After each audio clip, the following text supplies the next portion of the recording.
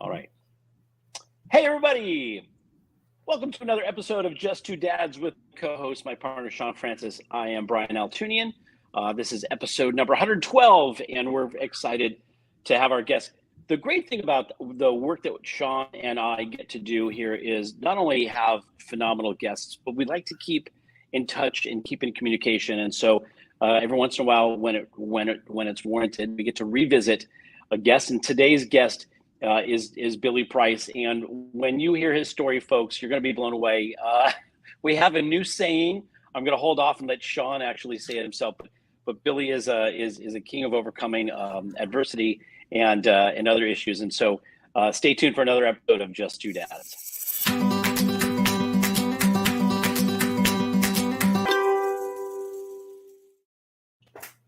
That was a longer intro than I usually do, but hey everybody, I am Brian Altunian. I don't know what's going on. I had a lot of coffee this morning. I'm here with Sean Francis, and again, we've been doing Just Two Dads for over 2 years now, and we are so blessed to be doing the work that we do because we get to work with and talk to and meet and engage with such amazing warriors out there servicing and serving the special needs community. Want to welcome everybody who's catching us live on Facebook. Please put your comments. Let us know you're there. Put comments up if we can. We'll put some comments up on the screen. For those of you catching us after the fact on our YouTube channel, we are Just Two Dads. Again, hopefully you'll comment, subscribe, send to your friends, and let them know the work that we're doing. Go back and look at some of the past episodes too, especially the one with Billy Price from a year, almost exactly 1 year ago. And when you see the two together, you're going to be like, wow, it's going to be mind-blowing.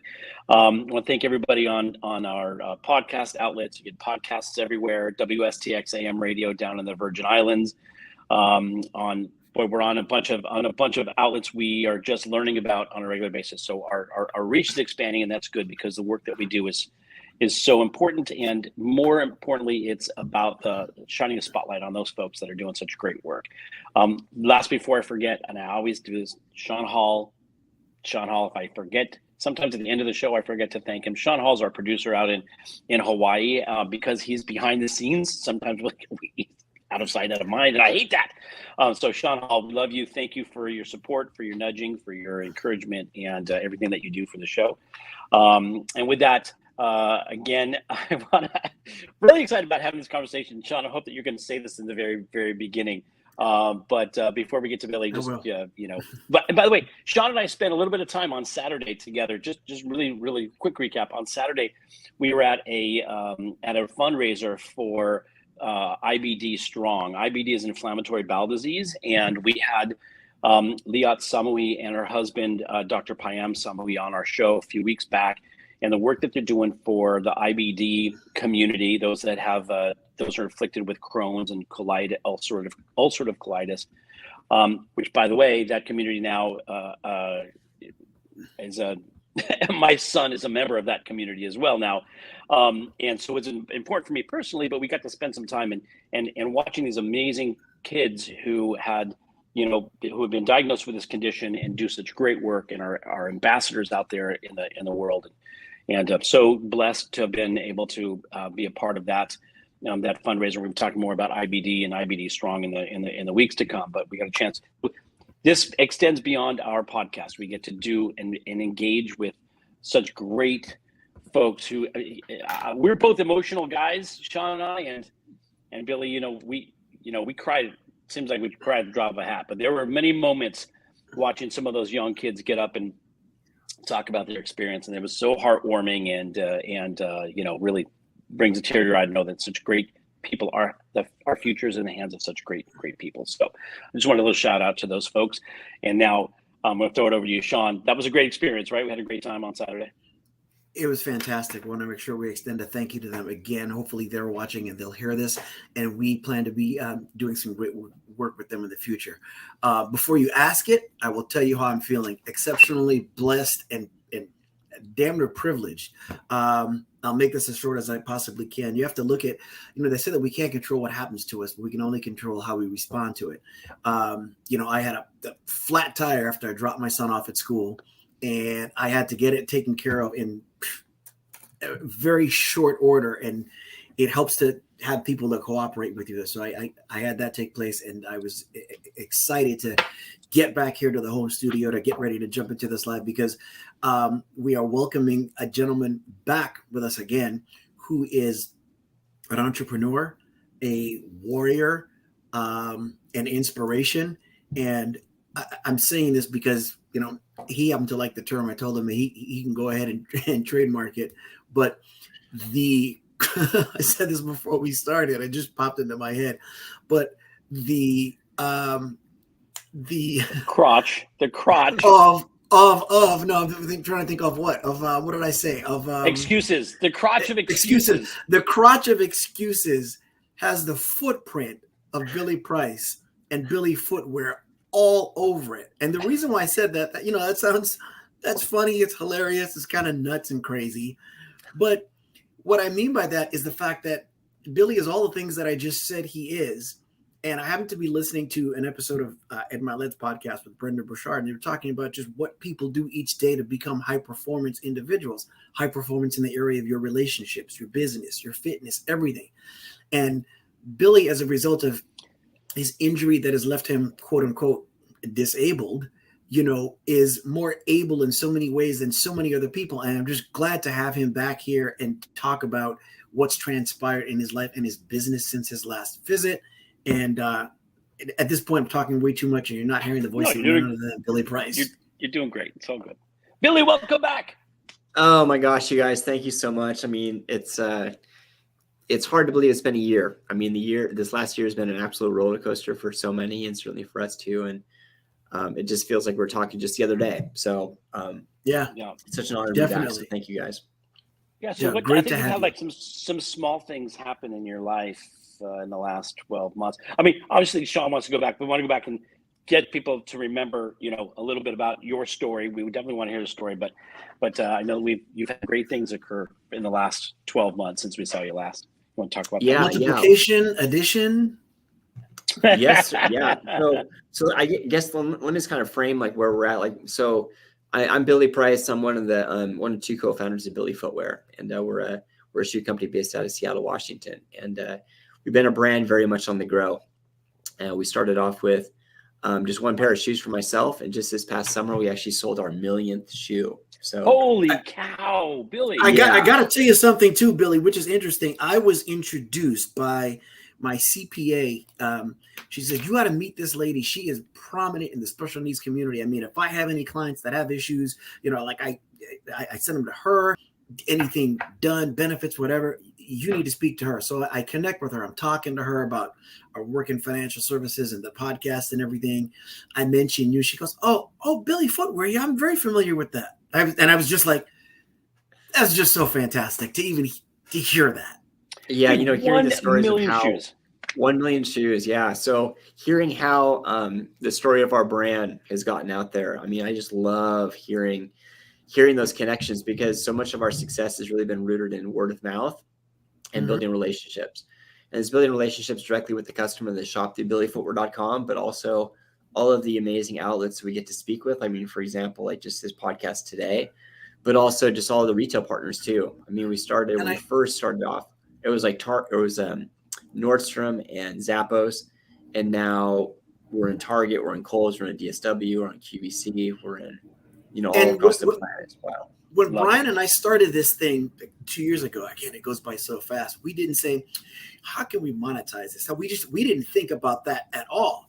That started coming into play as we start building relationships, and we put a lot of work into it and everything. And here we are. And I think it's just so apropos to be able to say that our first sponsor of any kind, via our affiliate agreement, is none other than Billy Footwear. And that's,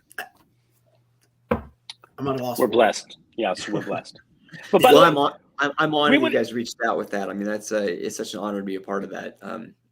Collaboration with you guys. Yeah, we would do this with you anyway. I mean, that's not the reason why we're doing this. We love the work that you're doing, and the story that you've got to share with us again, for those who haven't heard the story, how you created Billy Footwear, because I love the story, and again, how you've overcome some of the adversity you've had in life. We haven't got to the really good stuff yet, because you've added some other things to your to your life in the last year. But tell people the story of how you came up with Billy Footwear. Yeah. Yeah. Sorry, And I'm jumping right in. but before you do, I just want to say, All right, we're if, you, jumping if into you're other listening, spaces today. Yeah. I know, you know what? It's because we're so super excited. Like, I don't think I've ever been this close to the camera. Like, but listen, if you're at home right now, whether you're catching it live or you're in your car, you're on the treadmill, you're on your Peloton, whatever the case may be, and no, they're not a sponsor. If you happen to be wondering, like, what can I do with my life? What challenges am I facing, and you just don't know where to turn, or you want to start a business, you want to put, purpose to profit. Make sure you stop what you're doing and listen right now at this point. Go ahead, Billy. Wow. Boy, you guys really set this thing up great. So I guess I'm an entrepreneur. I didn't grow up in an entrepreneurial family, but I'm an entrepreneur now. And it started off with a little side hustle of making shoes. And the concept of those shoes was putting a zipper in a shoe, which went on the outside of the shoe and around the toe, or the whole upper of the shoe folds over and you actually drop your foot in unobstructed. So when you look at a shoe, you look at it, you're like, all right, it's fashion, function, smashing together. But the zipper, it's like, what's the inspiration behind that? Well, when I was a teenager, when I was 18 years old, I was a freshman in college, and I fell head first out of a 3-story window. So it was a head first fall to concrete, broke my neck, broke my lower back, and it was a spinal cord injury in both locations. So in that moment, instantaneously, I became paralyzed, really from the nipple line down. So my life obviously changed immediately. And there were so many things I used to be able to do that I can no longer do. And of that giant laundry list, putting on shoes is one of those things. So, fast forward 15 years or something like that, people are always putting my shoes on for me, just because for me, there was nothing on the market that really, there was nothing that I could find that, one, I could put on independently and also have that attractive, stylish look that made it look like everybody else. So that bugged me. And I just finally teamed with a longtime friend, Mr. Darren Donaldson, and I threw an idea at him. And it was simply just putting a zipper in a shoe wrapped around the toe where you could fold it over and you drop your foot unobstructed. And he was stoked on it. He was excited about it. He was working on a shoe project of his own as kind of a little side hustle challenge to himself. And just the idea that I threw at him, it was enough to make him, put together a drawing, and then put together, he was already working with the factory, some agents to be able to make his prototypes. So on that same line, he made one for me. And when he gifted it to me, it was the first time I was able to independently put my shoes on in 18 years. So I broke my neck at 18. So this is the pivotal point. I broke my neck at 18. I put my shoes on again at 36. So literally half a lifetime later, I'm taking back that independence. And it's like, you know what? This is so special. We have to share this with the world somehow. And then it was the only thing you couldn't do, right? It was the only thing that you overcame a lot. You were able to get around. Obviously, you were dependent for that only. But that was the only thing that you had to rely on other people to do. Yeah, I mean, I figured out how to drive again. I figured out how to. I mean, at that time, nothing happens overnight. I mean, this is a long, long grind over many, many years. But had a job. I was working for the Federal Aviation Administration. I learned how to drive. Took the ski slopes back as a sit skier. Learned how to dress myself, how to brush my teeth, write my name. I was very independent. But the shoes, that was like the last remaining thing that just there wasn't a solution attached to it. So and then here it is. And then so you were in college. You were a freshman, you said, right? I was only at school for about 2.5 weeks. So you were at school for 2.5 weeks. So it would have been completely understandable to then just hold off on even finishing. But you finished college. You went and, you did that. So you're talking from 18 to 36. You got to a point where you were dependent on others to do only the act of putting your shoe on. So those of you that are hearing, okay, there's so much to take from it. You unpack first the value in not giving up and continuing to persist, but also the value in relationships and having people that are in your corner that make you better. Because when you hear what has come from that, other than Billy's independence, his desire to give that independence to others and to turn that into a business, Yeah, go ahead. Well, I mean, after I broke my neck, I was in the hospital for 5.5 months. So that was basically all my rehab, trying to relearn how to do everything and trying to figure out, I mean, really like change my mindset of how to digest this new world. I mean, like the world's not flat, and certainly being in a wheelchair, you recognize that it becomes all the more apparent, but trying to figure out what life was going to look like. Trying to go back to school. I mean, shoot, I broke my neck really before I even started. I mean, I was only in school for 2.5 weeks. So I was still trying to understand the campus, and I was living in a fraternity at the time. I mean, so after I got out of the hospital, I actually moved back into the house. Coincidentally, there was a room on the first floor that they were able to remodel that I could, be successful, have my bed in there. And adjacent to that, there was a bathroom that they were able to replumb to be able to have a big roll-in shower that I could be in a wheelchair, and still be able to get around. So props to the school for doing that. Yeah, I mean the school, the fraternity, right? But the school is also very, very helpful in that. Give us the name of both the fraternity and the school. I'm sorry. There you go. Yes. Yeah. So the fraternity, they remodeled this room for me, and then separate to that, the school, working with the disability services, what they would do is they would allow me to register my classes first. So I was at first pick, and if there was a class that was, if you look at your schedule and the classes were just like spread all over the place, what they would do is they would actually move the class to make it more appropriate for your schedule. So Shout out to University of Washington. Fantastic. Oh yeah. So it was incredible to be able to, because there were so many things I was having to digest and like figure out, and like just that added help from the fraternity to be able to make a living space that was safe and convenient and functional. And then for the university to be able to have these like special needs accommodations, it was huge. It really allowed me to succeed, which is incredible. What fraternity, if you don't mind me asking? Yeah, it was Alpha Delta Phi. It's I think they're more prevalent on the East Coast, but on the West Coast, it was Alpha Delta. Shout out to them. That's fantastic. Yeah. I'm a fraternity guy from UCLA, and so when the house does something like that to make an accommodation, it's a massive commitment. That's fantastic. Good for them. Yeah, great job.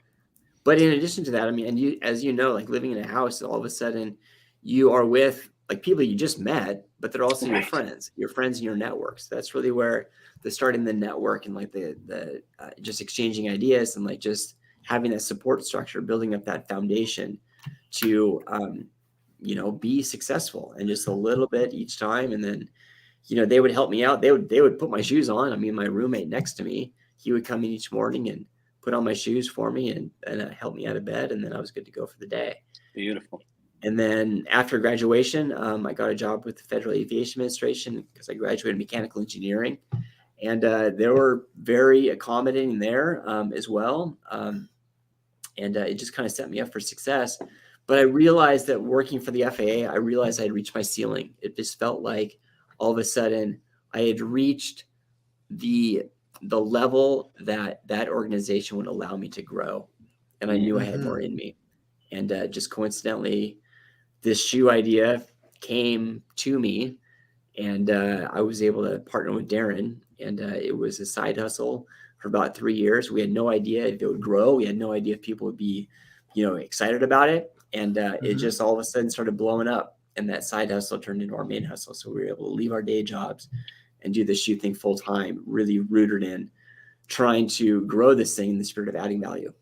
How long ago was that? Did you guys started? Go ahead. Just how long ago? How long did you start? When did you launch? Yeah. So time frame, there's a number of dates. I mean, there really isn't one solid date. Darren and I had this conversation, spitballing this idea in December of 2011.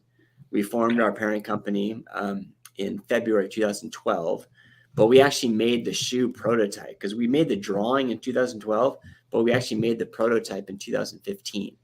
And then we hit the shelves of Nordstrom and Zappos in August of 2017. That's when things got crazy. And here we are, talking about a million pairs later. And here's the thing, and tell me, because we didn't talk about like numbers and stuff like that, but the the income you were making at the aviation, at the FAA, you're married at this point, and you and your wife had how many kids at that point in time? We well, none. So I think I had just met my wife in 2009. So we were dating at that time. We actually got married in 2015. And Okay, so so here you're gonna love this, Sean. yeah. So our son, I talk about this business being a side hustle. Darren and I left our jobs at the end of 2018. So my son was born in November of 2018. And when that happened, I put in my 2 weeks notice with the FAA and we launched our e-commerce business.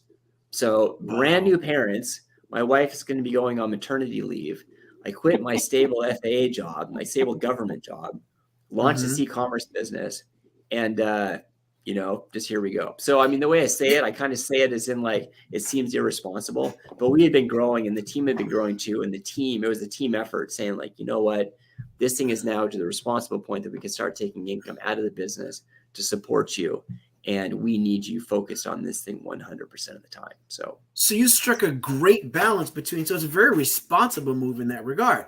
So on one hand, you've got this quote unquote government job that is as secure as it gets. You didn't have like a big family to, support or whatever have you, but you had every reason to, on the surface, kind of settle and not step out because you had the security of that job. But then you went ahead and you strategically, picked the time to do that. And again, anybody else, listening, if nothing is ventured, nothing's gained. You heard that so many times before, but gosh, that's inspirational.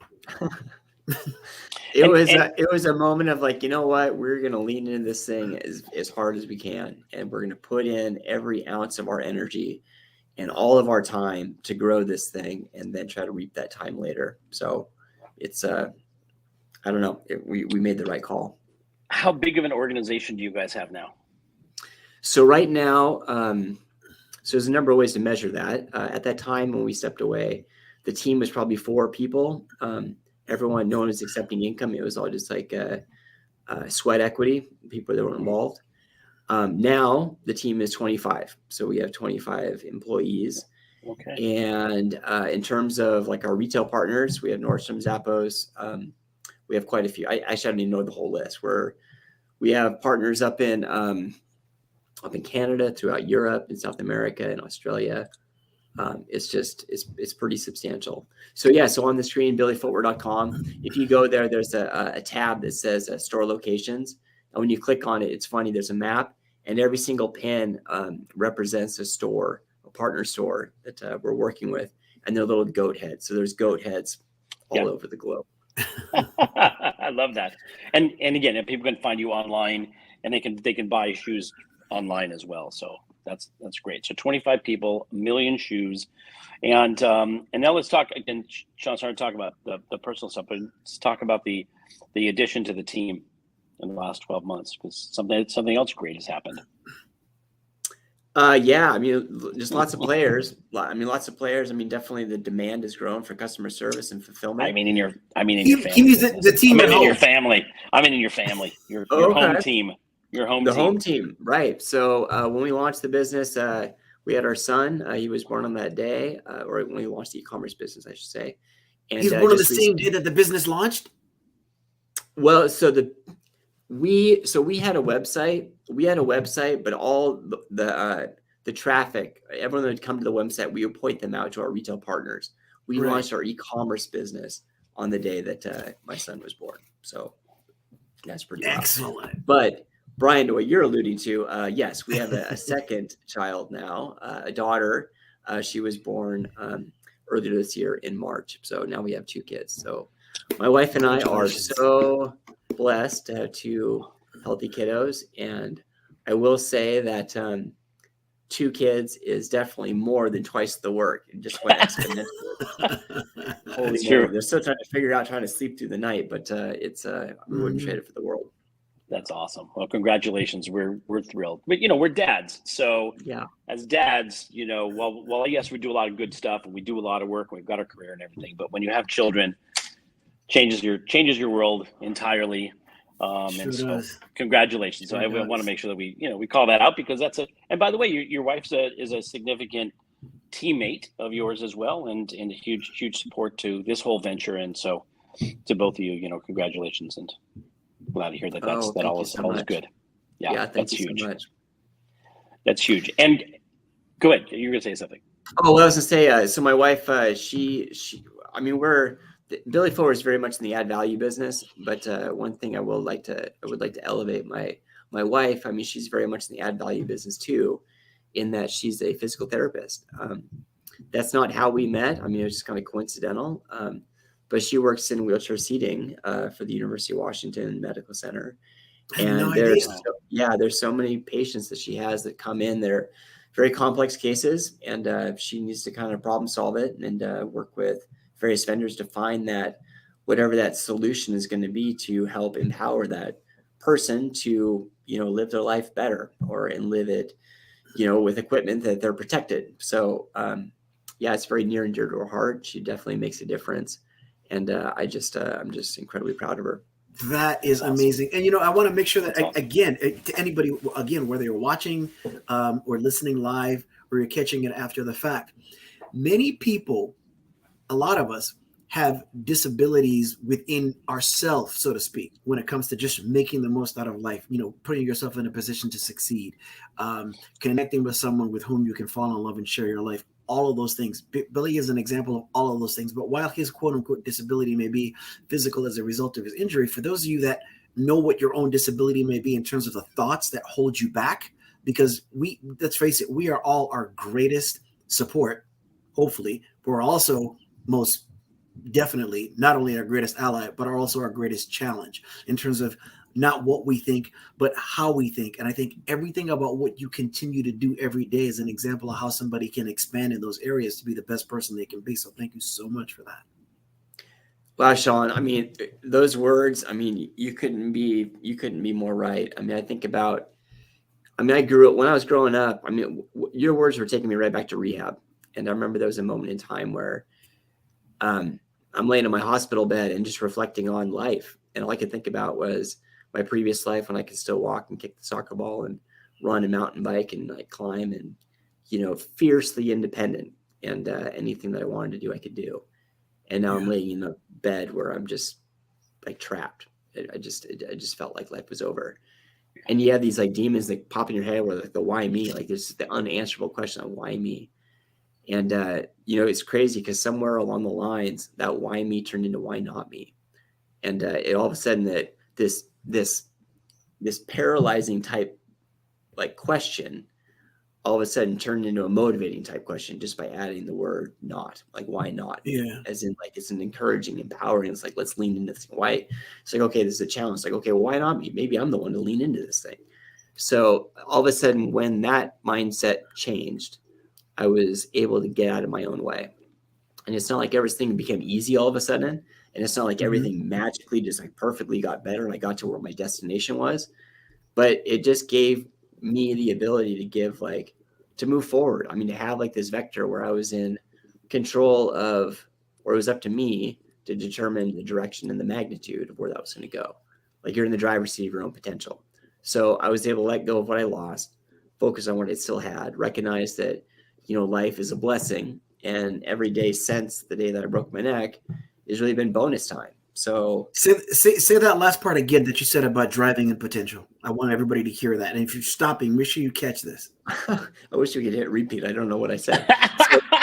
You said that you said that you said that it's just so much more powerful coming from you, but it hit me right here. You are the driver of your own potential. All of a sudden, go ahead. Yeah, go ahead. It was more focusing on what I still had instead of what I had lost. It put me in this mindset that I could move forward. And it just felt like I was this vector. A vector is given by direction and magnitude. And the vector, it's okay, well, I'm in control of this vector now. It's up to me. And it's I am the driver and the determination of what my potential is. And I can choose where this is going to go, what direction it's going to go, and how far it's going to go. And you just take it inch by inch by inch. But you add up all of those inches, years later, you end up going miles.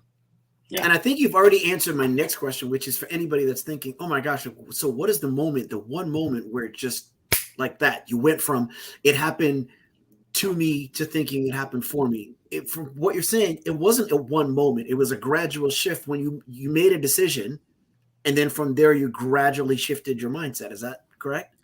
It was. I mean, I would say there was a very strong moment that really, it was a wake-up call. And it's when I hit rock bottom. I mean, it was, because I mean, my mind, I was like doing all this negative poison talk. And I was, and I would say like really the granddaddy of them all was me saying it's not worth living if you can't walk. And I would say that to myself and it would hit. But then when I said that outwardly, especially to my mom, where I just crushed her, that was the real wake-up call. That I was like, oh my gosh, I'm on this path of destruction of which I have no idea what the outcome is going to be. Something needs to change. And it's like, I can't change the outward condition, but I can start with changing the inward condition and like just not go back and change the story, but like try to figure out where this new story is going to end. And that's what kind of like was the wake-up call, and then started getting me in this path of like having a different mindset. Isn't it great that we can have a conversation and that perspective can completely shift the direction? I just think about things that happen in our lives individually, sometimes collectively, where you're having a conversation and you get that, oh, wait a minute moment, the aha moment, the God tapping you on your shoulder, or, whatever you believe. And then all of a sudden you're like, wait a minute, there's something more to what we're doing here than what I was just thinking about a second ago, right? What'd you say, Sean? It's a pebble. It's a pebble. All it is you've got your stream, and the tiniest pebble can change the direction in which the stream flows. Good, bad, it's just the tiniest one. And Billy, I got to tell you, I know that your time is consumed between your family and the shoes. I'm not an agent, but you are, everything that's here needs to be within you that you're sharing here. It needs to be like elsewhere. You need to be on stages someplace talking to people on a regular basis. And if there's any way, great or small, that we can make that happen, we're going to, or play a role in that, because, like I've repeated it often, the words of the great Muhammad Ali, service to others is the rent you pay for your room on earth. And so if you see you giving people this kind of value, people need to know about that. They really do. So tell us now, if we talk about like, let's talk. Wait, go ahead. Don't jump. Oh, that's right. Team. Sorry. Go ahead. No. I just like, Billy, are you doing that now? Like, have you done like a TED Talk? Are you doing some of that stuff now? I've not done a TED Talk, but I do get the opportunity every once in a while to be up on stage and be able to share the story, share the brand. And, I mean, my personal story and the story of the brand, it does lend itself to, there's so many different aspects of it that can identify with basically any audience. So we can tailor the story to be able to make the connection, understand the audience, like understand where what the message that needs to be heard. And it's always such an honor and joy to be able to present and do that. And I say that not through the lens of like, I want to be on stage, like, hey, I want to be in the limelight. I mean, that's not me, but no, to your point, Sean, I mean, it is, our journey has been a unique one.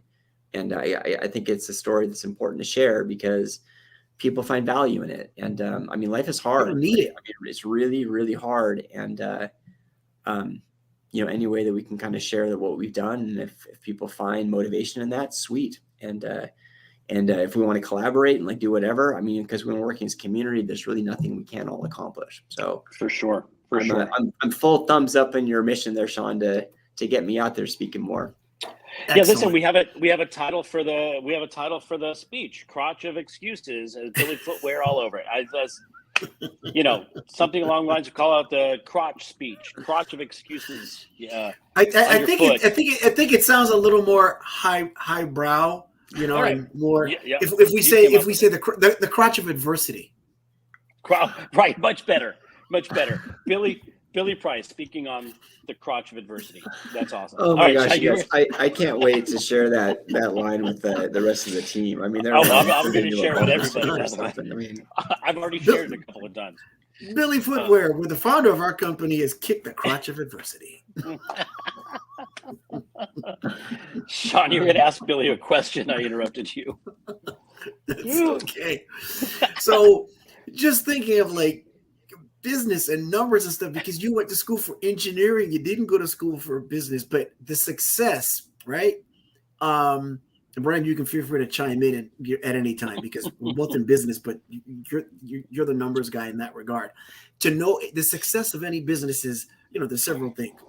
The most basic thing is identify a problem and create a solution, right? And you offer value, right? That's what you do. But in order to be successful at that, you have to know who your customer is. You need to know them, but you also need to know your numbers, because when you know your numbers, you can move with certainty with regard to how many units of the product you need to sell in a given day and what gives you calm versus certainty.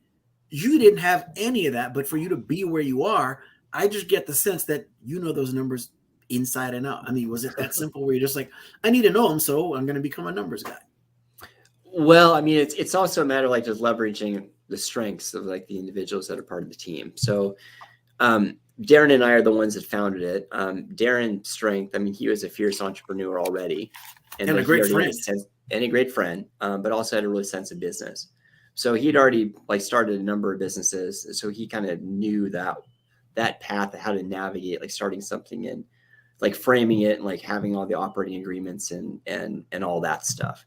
So, and then plus like that mindset of like, the entrepreneur, where just like just the amount of grind that you have to go through to like build this thing. So that was one of the big strengths that he brought to the table, but he also brought some creativity to the table to be able to, design something. And then the strength I brought to the table was more the ability to, interact, like just like work with people, like just saying like, hey, like this is the vision, this is the mission, this is what we're trying to do. And get people excited, get people motivated. But then also kind of like the driving passion of the story, which is bringing the brand to life. So that initial concoction, really set us up well. But at the same time, like to your point, like what are the numbers? Like how big is this market? So when we first started, we did a Kickstarter campaign and we just started really small. We did 2 kids' shoes, 2 women's shoes, 3 men's shoes, and just kind of threw it out there.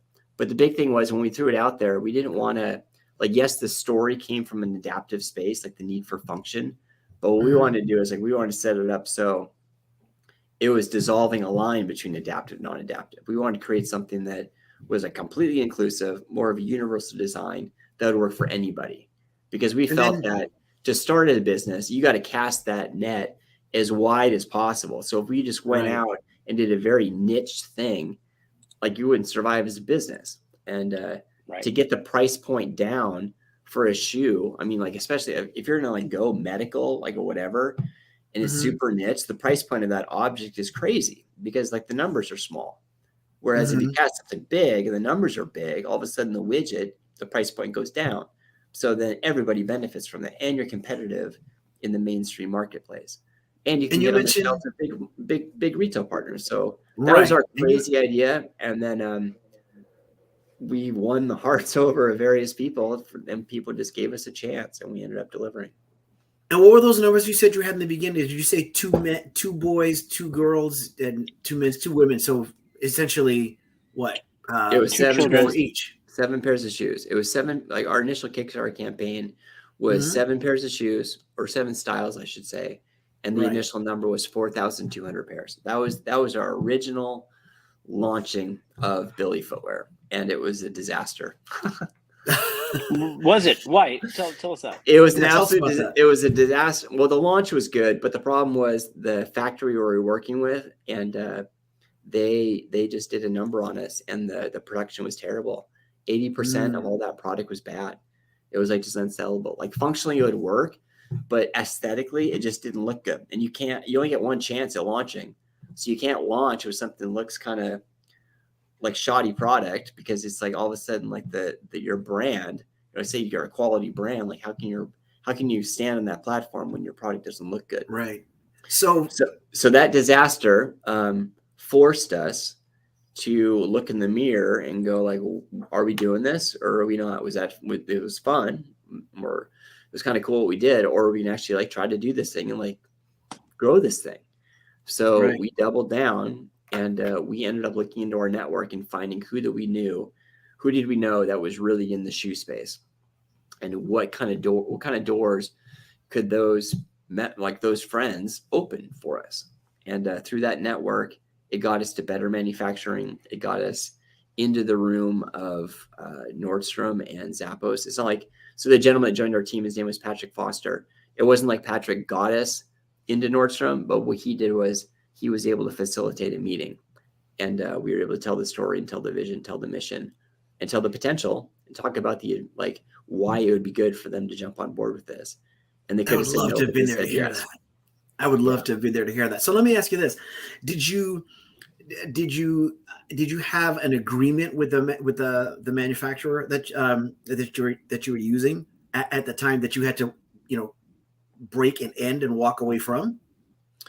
We did have. We had some sort of loose contract or something like that. It was just more. It was very early on, so I don't even remember what the agreement looked like. But it wasn't difficult. It wasn't complicated, but also, it was the manufacturer was in China, like we're here in the States, so you're separated by the Pacific Ocean. So, there's no, you don't have any recoil really to be able to go back saying like, hey, you made terrible product, we're going to go after you. They're like, whatever. So, well, essentially what happens is we just won't work with them again, or they wouldn't work for us, but nor would we want to.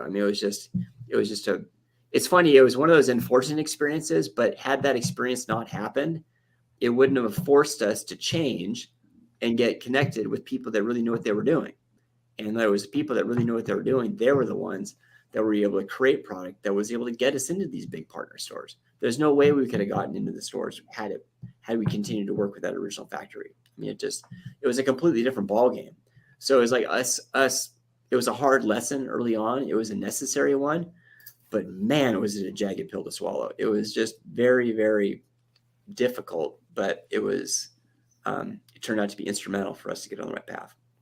Those are the kinds of things that happen with entrepreneurial businesses, right? You don't realize that, by the way, it's a blessing kind of in disguise when you hit an adversity and you have two paths to go. Some people are like, oh, well, I guess we're not doing the right thing, or that's a sign from God, I shouldn't be doing this. Or you could say, let me take that, let me pivot and actually see if we can solve the problem, which if you're an entrepreneur and you're sticking to the end game, that you're going to have those, where you're blown off course a little bit. Just keep your eye on the prize. So good for you for acknowledging that. And, that's good. And obviously it turned out to be resulted in success for you guys. So that's great.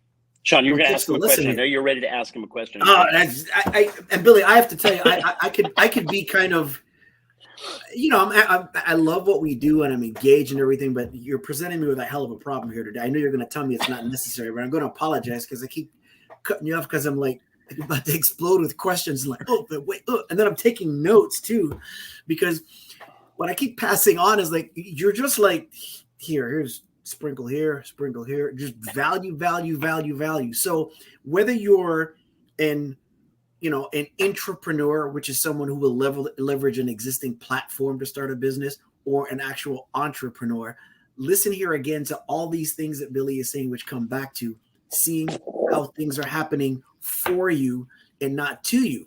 Because without a quote unquote disability, you decide to go launch a business, and those of you that watch Shark Tank know, people have to decide if they're going to use a manufacturer domestically or elsewhere. And many times you save money doing so elsewhere and you try to cut a corner. But like I like to say, when you cut a corner, you'll bleed. When you turn a corner, you're going to grow. And those are two completely different things. And so for you to do that, again, just persevering like that. So you started out with those 7 SKUs. How many SKUs or do you have at this point now? Oh, wow. It's a lot. On our site right now, I think there's 160 or so, maybe more, 200. Wow. And those are all just the active ones. That doesn't count like some of the ones that are more like on clearance, like selling through Zulily and Nordstrom Rack, and a new partner we just partnered with, dillydiscount.com. Yeah, so they're selling product that's really not even on billyfootwear.com. So 200 SKUs maybe. It's just kind of ebbs and flows because you have new product coming in, and then the other stuff kind of gets sunset. So it's a lot more than 7, that's for sure. For sure. And to give people an idea, you've got athletic wear, you've got leisure wear, you've got dress wear. men and women's shoes, yeah. And you haven't really replaced the lace per se. It's just that the laces are more instrumental, ornamental, not instrumental, right? So the zipper goes all the way around the toe all the way back, right? Well, yes and no. I mean, so the laces, what we found is, I mean, we do have shoes that don't have laces, and we do have other shoes that have more like a gore or something like that. But the laces, they are functional. So the laces, what we found is like everyone's foot is a little bit different. So the laces allow the customer to be able to get their fit right, and then they double knot the laces, and then they use the zipper going forward. So the thing is that if it doesn't have laces, it either fits or it doesn't. There's really no real wiggle room to be able to, customize the fit. Whereas with the laces, you have some flexibility to get the fit right and then use the zipper. So it is decorative, but at the same time, it is functional. So it's both. Good to know. Good to know. That's cool. Wow. And as far as areas of, are there certain areas, and we're talking business now, but are there certain areas of your line that you have that you're more successful in than others? Is there anything that seems to be, of more interest? Or well, when we first started in the major retailers, Nordstrom and Zappos, we just launched with kids because that was as far as our pocketbook could stretch. So the kids market is still it's stronger than the adult market simply because we've been doing it longer, and we have more SKUs when it comes to kids. A question we get asked often is like adaptive versus non-adaptive. We would say adaptive versus universal. Like, what's the percentage? And like, it's been amazing because our brand has really been 50-50. So early on, we want to take fashion and function and put it together. So we have a lot of customers that we have, like half our customers are there just for the function, half our customers just for the fashion, but all the customers are both for like fashion and function. So because everyone loves a convenient shoe.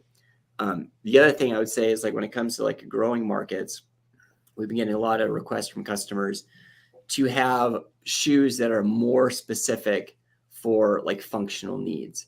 And so this is more like the niche type product. And just because we couldn't start with niche, it's been amazing to be able to grow the business to the point that we can start incorporating more of a niche type product. So we do have 2 SKUs that 2 new styles that'll be launching in spring 23 that are like tailored more for those that are wearing AFOs, like braces on your feet.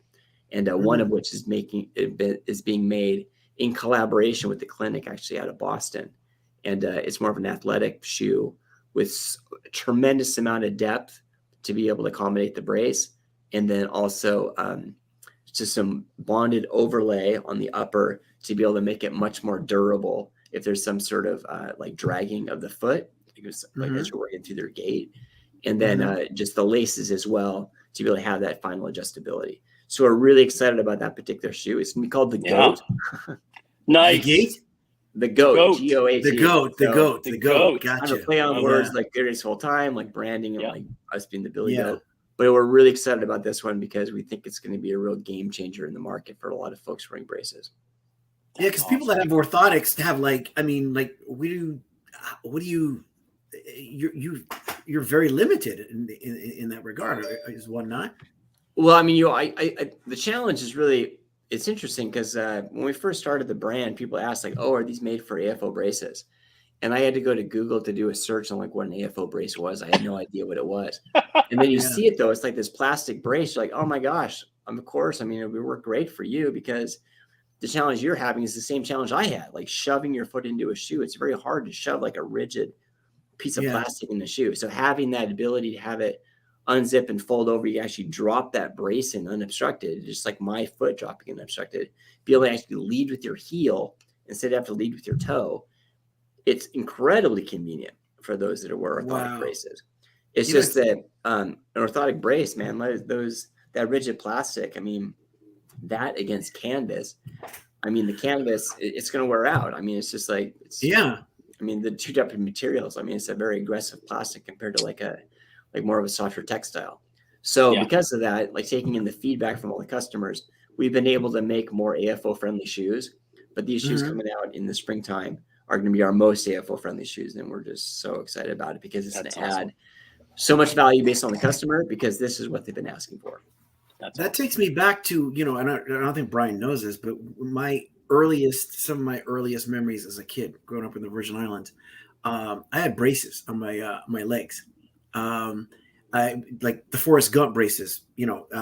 My feet I was so pigeon-toed that they were the braces, and and you got dressed up. You wore shorts back then, and you got to be a certain age for this brand to even resonate with you. But the shoes themselves looked like Buster Browns, right? Which were like not the flyest looking shoes. No, my mom, they were probably as fly as could be at that given time, because my mom has always been like a fashion plate, so to speak. But it was that, and they had the brace on the side and everything.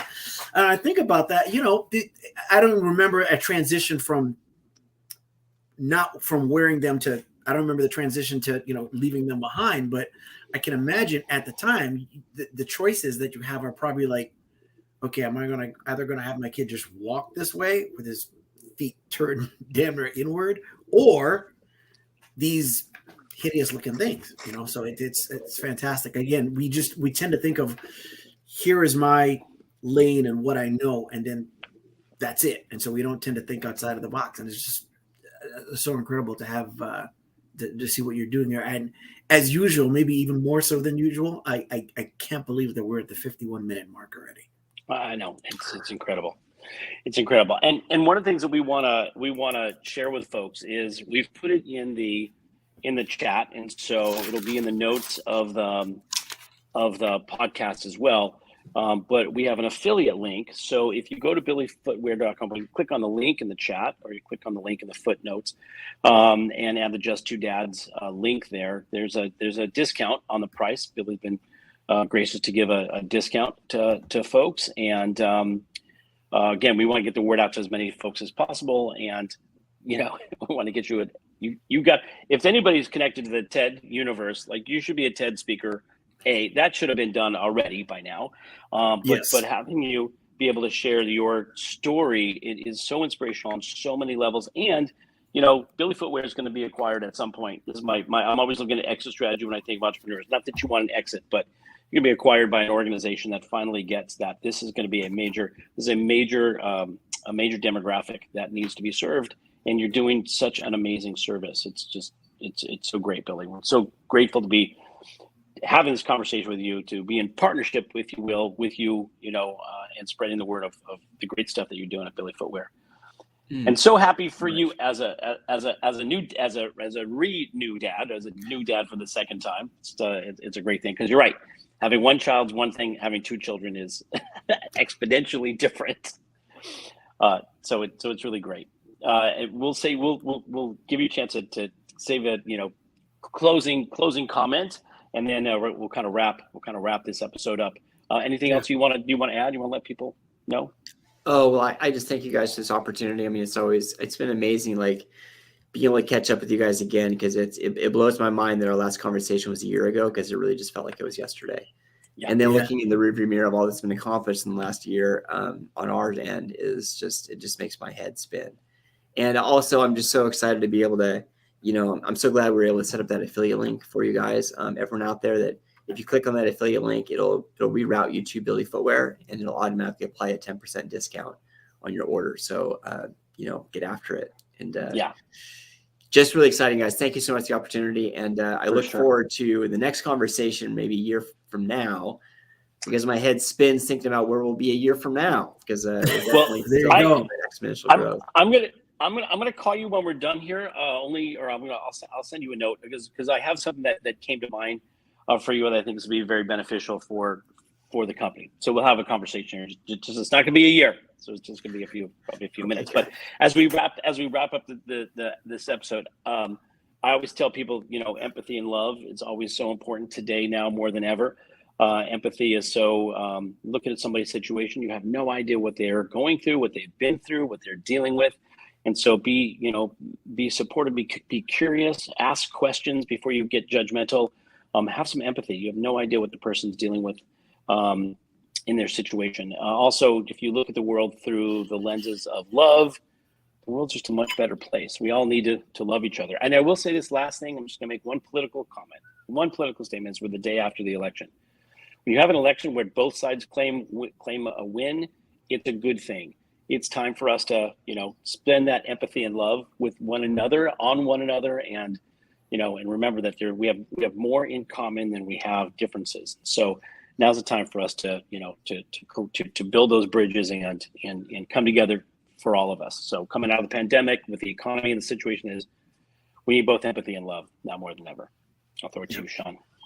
You took words right out of my mouth, because I was thinking, we cast our votes yesterday at the time that this is broadcast. It's the day after, election day. And you've cast your vote, done your part. Now continue to go ahead and live your life, continue to love, continue to be the best person that you possibly can, continue to take information and examples from people like Billy on being the best that you can be, and try the most you can to make sure that you adjust your thinking and are able to look at the challenges that you face as opportunities, and look at something that's happening to you as opposed to for you, as opposed to you.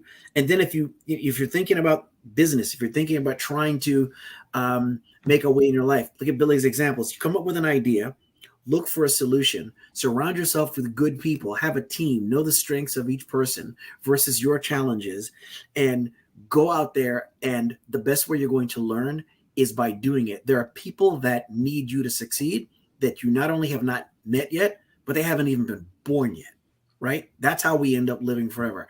I want to thank, as always, the women in my life without whom I would not be. That is my amazing mom, Jan, my fantastic wife, Laura, and wherever you are, wherever you're catching us, live or after the fact, just know that we love you. We love you all. Billy, thank you so much. Oh, my pleasure, guys. Thank you. Thanks, Billy. Great. Sean Hall in Hawaii. Thanks again to Sean Hall. We love you, buddy. We'll talk to you all soon. Catch us next week on another episode of Just Two Dads.